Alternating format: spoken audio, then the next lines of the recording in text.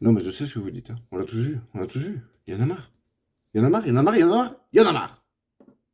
Bon, je commence par un aparté purement personnel. Je vous ai dit que j'étais fan de Liverpool. J'étais super heureux qu'ils aient gagné 7-0 contre Manchester. Youpi, tralala, est génial. Et là, ce week-end, ils perdent 1-0 face à Bournemouth, qui lutte contre la relégation. Mais c'est quoi ce club? On sait même pas prononcer son nom. Sérieux, qu'on ait la bouche vide ou la bouche pleine de gâteaux, ça se dit pareil. Bournemouth.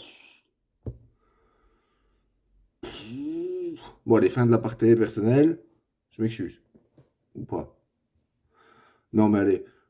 Il y a plus une semaine, dans le championnat de Belgique en général, mais ça commence à s'étendre même en Allemagne et en Angleterre, il n'y a plus une semaine où il n'y a pas un souci avec l'arbitrage. Non mais, là on va finir par avoir un problème par match.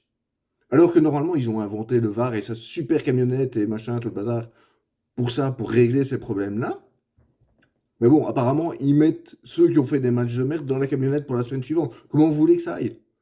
Mettez des arbitres juste formés pour le VAR alors. Je...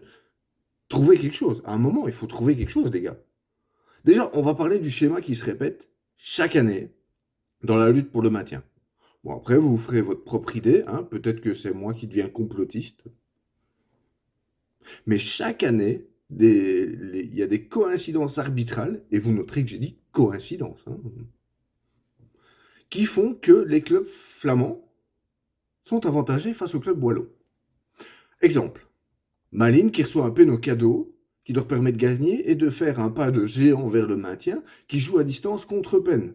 Ce même Penn qui prend une égalisation à un 97e alors qu'il n'y avait que 5 minutes d'arrêt de jeu, face à un Ostende qui est un autre concurrent direct. Déjà, ça. Ok. Après, il y a eu Bruges Standard. Alors là, explosion, quoi. Déjà que je trouve insupportable qu'ils utilisent le You Never Walk Alone de Liverpool. Putain, les gars, achetez-vous une personnalité. Mais ça encore, c'est un autre débat. Ok, le Standard ne méritait pas forcément de gagner par rapport à Bruges. C'était un match super équilibré en soi. Alors ok, Zinkernagel devait peut-être prendre un carton rouge parce qu'il a mis un coup de coude à un défenseur. Complètement d'accord. Mais alors, oui, d'ailleurs, sur le coup de coude, on parle du fait que au ralenti, on le voit très bien. Ce ralenti même que le VAR peut regarder, mais qui ne le fait pas, hein. Encore une fois, on revient au VAR. Mais alors, il y a la faute de Odoi aussi, il faut en parler. On est tous d'accord pour dire, regardez bien l'image, hein, on est tous d'accord pour dire que même s'il ne le fait pas exprès, ça reste dangereux. Et si c'est dangereux, ça vaut rouge. Non? Bon. Mais alors le summum, parce qu'il y a pire que ça, que des cartes rouges oubliées. J'ai eu celle de Buchanan aussi il y a 2 semaines. Non. Il y a pire que ça. C'est la phase qui amène le deuxième but brugeois. Donc il y a une faute de Zinkernagel qui aurait dû être exclu, sur Odoi qui aurait dû être exclu. L'arbitre laisse l'avantage. Le ballon arrive à l'angle, il dribble, il arrive dans le rectangle, il shot, c'est contré. En tout se passe 20-25 secondes. Et là, l'arbitre dit on va revenir à la faute. Ben non, en fait. Enfin, monsieur Visseur, le règlement a changé ou... Parce que normalement, si tu laisses l'avantage que l'action va à son bout, ben voilà, t'as laissé l'avantage et il a raté son action. À quel moment tu reviens en arrière? Alors, ça fait des semaines que je dis que le FC arbitre s'est jumelé avec les Brugeois, mais ça se voit là. Je ne suis plus le seul à le dire. Ou alors j'ai vraiment viré complotiste, quoi. Là, bon, changeons de sujet, sinon je vais me retrouver à l'hôpital, moi, avec une crise de nerfs. Déjà que j'ai le brûlant. On va parler des transferts hivernaux. Ça, c'est bien. Ça, c'est bien. D'abord, le nouveau chouchou de la Guelamco Arena à Gand, Gift Orban. Il porte superbement bien son prénom, Gift, qui veut dire cadeau en anglais. Et on peut dire que c'est le cadeau de la décennie pour les Buffalo. Tellement il survole la défense, en fait. Le Nigérian de 20 ans est arrivé à Gand pour un peu plus de 3 millions ici en janvier. Et il a mis 9 buts en 8 matchs, toutes compétitions confondues. Ça fait un but toutes les 70 minutes.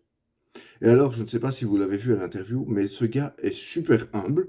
Il se donne à fond dans le travail, il veut travailler, il vise le sommet et il a les pieds sur terre.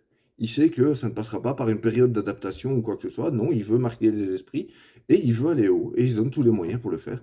Et franchement, je le trouve incroyable et très, très, très, très fort. Et il fait aucun doute que pour lui, la Jupiler Pro League, ce ne sera qu'une étape dans sa carrière. Du côté des Mauves, les transferts hivernaux sont incroyables aussi. Déjà, le coach, Brian Rimmer, qui a réussi à redonner une âme, un style de jeu et une tactique à ce club d'Anderlecht qui sortait de moins moribond avec Felice Mazou. Bon, même s'il se borne à mettre Verskaren titulaire, mais il ne pouvait pas enlever tous les joueurs faibles non plus. Il faut quand même 11 titulaires à chaque match. Donc, bon, hein, faut lui en laisser quelques-uns, quoi. Et puis alors, il y a surtout l'arrivée de Dreyers et de Slimani, qui à eux deux sont impliqués sur 11 des 15 derniers buts mauves. Ouais. On n'avait pas vu un duo aussi efficace depuis Köhler et Radzinski au Lotto Park, quoi. Ça vous situe, quoi. Ça fait ouais, 20 ans, 22 ans. Et alors, oui, Slimani, hein, que tous les pseudo-journalistes style Monsieur Tavolieri, hein, je ne citerai que lui, annonçaient ou pré-annonçaient comme un flop, eh ben, il est quand même à 5 buts en 6 matchs, quoi. Et quand il ne marque pas, bah, il pèse très lourd sur la défense et il ouvre les espaces pour Dreyers, pour Hachimérou, voilà. Très, très, très, très bon joueur avec une mentalité incroyable et une combativité incroyable aussi. Franchement, pour un joueur qui a son passé, se donner autant sur le terrain et voire même plus que certains jeunes, eh ben, ça fait plaisir à voir. C'est le foot qu'on aime bien voir. Et alors, voilà un petit tableau comparatif.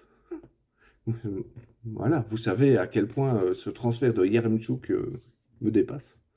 Et donc, on peut constater le transfert le plus cher de l'année et un transfert gratuit, Slimani.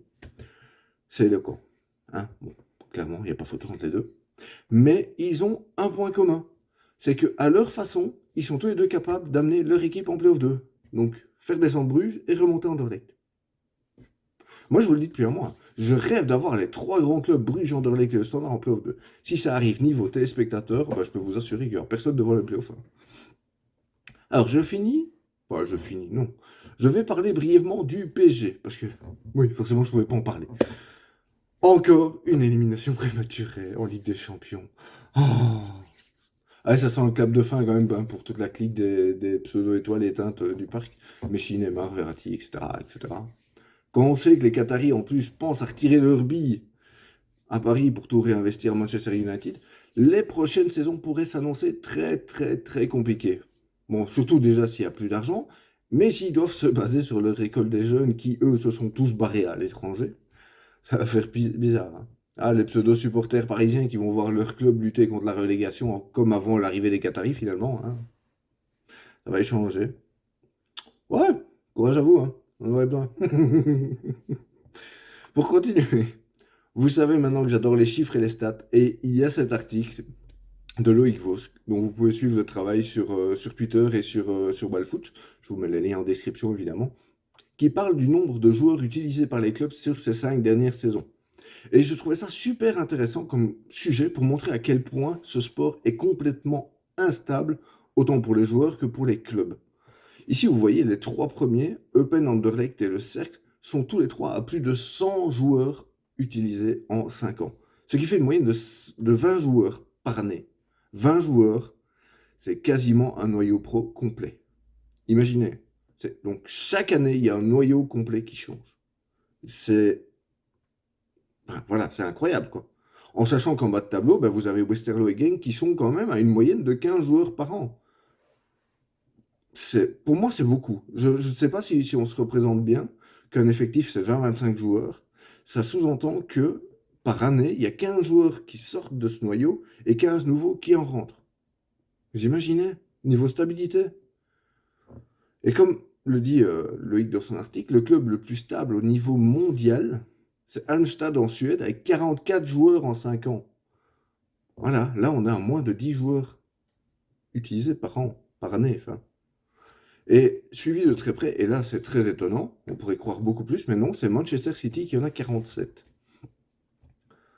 Et je termine cette semaine sur un petit mot sur Domenico Tedesco, parce que là on va arriver à 10 minutes, ça va faire long pour vous, hein, non qui annoncera vendredi sa première sélection pour le compte des Diables Rouges. Et ce week-end a encore été très fort au niveau production pour nos joueurs, avec Openda qui claque un trick parfait en 5 minutes face à Clermont ce dimanche, et Trossard qui signe 3 assists lors de la victoire d'Arsenal. De quoi gagner les talons de titulaire, des galons de titulaire, pardon, en équipe nationale pour remplacer le néo-retraité Eden Hazard et le buteur attitré jusque-là, Lukaku, qui lui est clairement de toute façon en recherche de conditions et de sens du but. Hein. Il l'a peut-être laissé à Chelsea, allez savoir. En tout cas, je sais pas vous, mais moi j'ai vraiment hâte de voir ce nouveau regard qu'il va apporter à notre équipe nationale.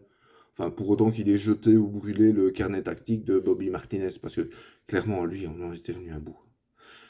Comme d'habitude, abonnez-vous, likez, partagez si vous avez aimé, histoire de me placer favorablement dans l'algorithme YouTube, etc., etc. Et je vous souhaite à la semaine prochaine, les amis.